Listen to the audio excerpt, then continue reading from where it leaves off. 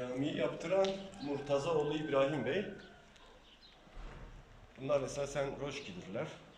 Caminin muazzam bir mimarisi var.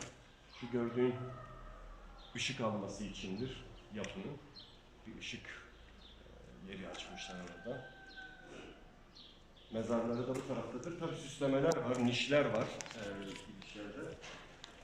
Dış süslemeleri var mezarların. İbrahim Bey'in de mezarı buradadır. Yani bu benim gördüğüm Kürt eserleri arasında en iyi camilerden biridir. Tabii Evliya işte Kozluk'tan bahsederken 1000 tane güzel tarihi yapının, güzel evin olduğundan bahseder.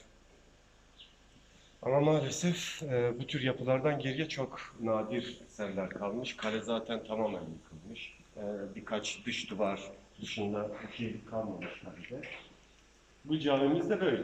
Evet.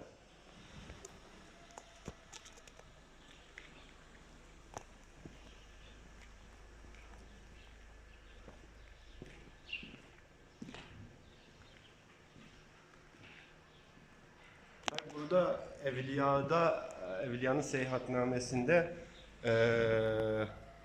Şerefhan adında bir medresenin de olduğunu bahseder. Ben burada öyle bir yapı görmedim.